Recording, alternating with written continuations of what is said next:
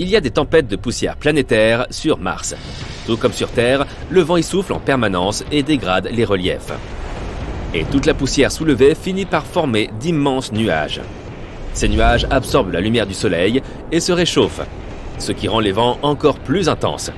Sans pluie ni océan, les nuages deviennent à intervalles réguliers si grands qu'ils enveloppent la planète entière et créent des tempêtes de poussière gigantesques. En 2018, le rover Curiosity a été témoin de l'une de ces tempêtes sur la surface martienne. Nous avons alors pu remarquer une diminution de la lumière de l'ordre de 97%, ainsi que la formation de vastes dunes de sable au passage de la tempête. Mars abrite le plus grand volcan du système solaire, Olympus Mons. Ce volcan géant mesure 22,5 km de haut, soit environ 2,5 fois la taille du mont Everest. Il s'est formé il y a des millions d'années, à une époque où de nombreux volcans crachaient encore de la lave en fusion sur toute la surface de la planète. Olympus Mons est un volcan bouclier, donc au lieu de cracher de la lave dans les airs, celle-ci s'écoulait lentement le long de ses parois. C'est ce qui a donné cette apparence trapue et une inclinaison de seulement 5% en moyenne. Âgé de seulement quelques millions d'années, Olympus Mons est encore un volcan assez jeune. Pour cette raison, les scientifiques pensent qu'il est possible qu'il soit encore actif. Il pourrait donc entrer en éruption dans l'avenir. Il existe 3 autres grands volcans boucliers sur Mars. Les Tharsis Montes. Par rapport aux normes terrestres, ils sont énormes, avec un diamètre allant de 375 à 475 km. Ils ne sont cependant pas aussi hauts que l'Olympus Mons, le pic le plus élevé étant de 14,5 km. Malgré son aspect poussiéreux et rouillé, Mars est une planète active sur le plan géologique. Il y a même des séismes. Les plaques tectoniques sous la surface de la planète bougent de temps à autre, faisant trembler le sol. La plus grande faille connue sur Mars s'appelle Valles Marineris, un système de canyon de 4000 km de long qui ferait passer notre Grand Canyon terrestre pour un gringalet. En août 2021, l'atterrisseur InSight a détecté un tremblement de terre d'une magnitude de 4,2, provenant de l'immense canyon, preuve de l'activité géologique de la planète. Il existe également des preuves qu'il y avait autrefois de l'eau liquide sur et sous la surface de Mars. Tout d'abord, le rover Opportunity a trouvé des sphérules de roche non loin de son site d'atterrissage. Leur forme, leur disposition et leur teneur en minéraux suggèrent fortement qu'elles n'ont pu être formées que dans un environnement aqueux. Elles ont donc dû provenir de bassins jadis remplis d'eau, probablement il y a des milliards d'années. Ensuite, des rainures dans le sol martien témoignent de l'existence d'anciens cours d'eau à la surface de la planète. Cela fait une éternité qu'ils ont disparu. Tous ces cours d'eau se sont asséchés depuis longtemps, mais les sillons qu'ils ont laissés là prouvent bien qu'il y avait autrefois de véritables rivières d'eau liquide. Les levées et couchers de soleil sur Mars sont d'un gris bleuté. Ils ont été photographiés plusieurs fois depuis les années 70. La toute première photo ayant été prise par Viking 1 en 1976. On y voit des roches rouge-rouille sur le sol martien et un ciel jaune pâle, beaucoup plus pâle qu'il ne l'est d'habitude. Le Soleil est beaucoup plus éloigné de Mars qu'il ne l'est de la Terre, ce qui le fait paraître environ 3 fois moins grand. Les nombreuses particules de poussière rouge donnent au ciel une teinte orangée, parfois même proche du rouge. Mais à l'aube et au crépuscule, les choses sont différentes. La lumière bleue pénètre un peu mieux l'atmosphère que le reste du spectre à l'endroit où se trouve le Soleil.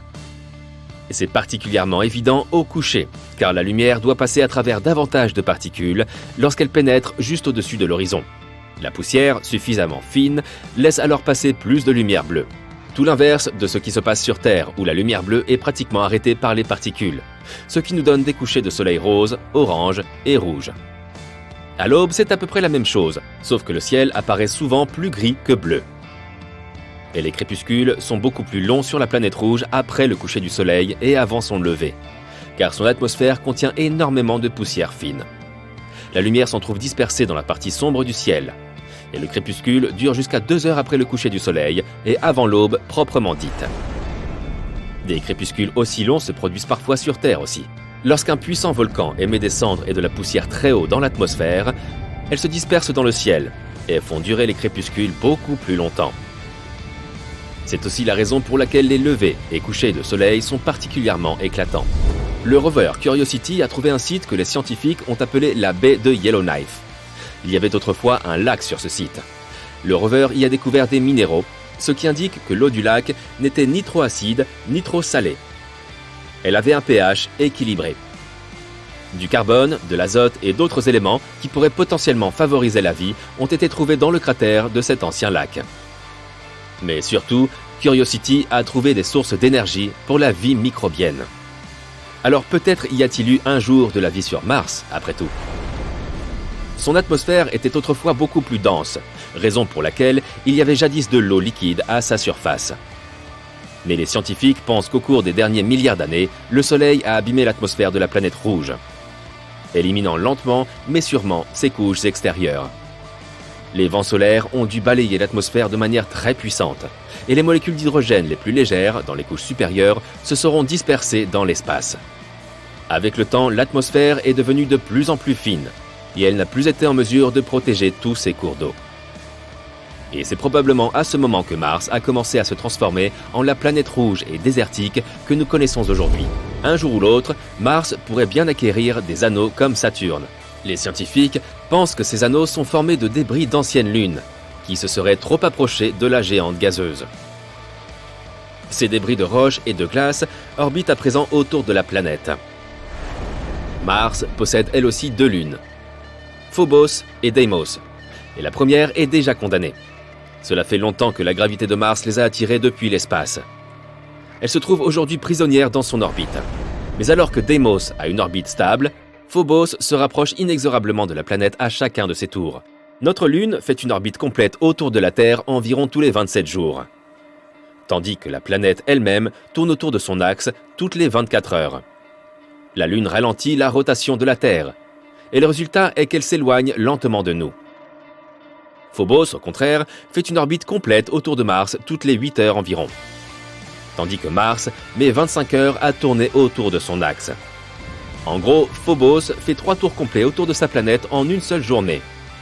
À un tel rythme, elle fait tourner Mars plus rapidement et s'en rapproche de plus en plus. D'après nos calculs, il reste à Phobos entre 30 et 50 millions d'années avant qu'elle n'entre dans la limite de Roche, la distance théorique en dessous de laquelle un satellite commence à se disloquer sous l'action des forces de marée. Phobos sera détruite et dispersée dans l'orbite de Mars, sous forme d'astéroïdes, et ceux-ci s'effriteront en morceaux encore plus petits. Finalement, la planète rouge aura son propre anneau, comme Saturne. Mais ce n'est pas tout.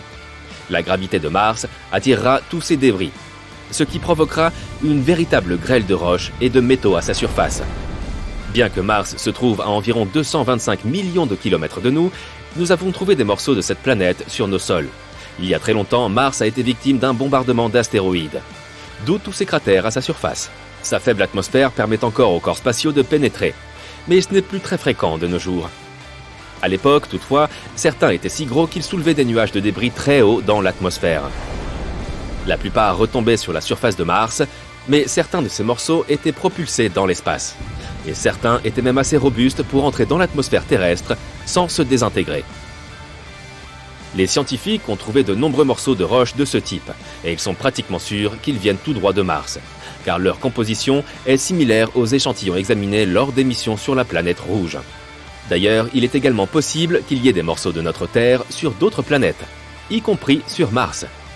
Et oui, tout le monde voyage. La Terre elle-même ayant été frappée il y a des millions d'années par des astéroïdes, il n'est pas impossible que d'importants débris aient voyagé de la même manière vers d'autres planètes.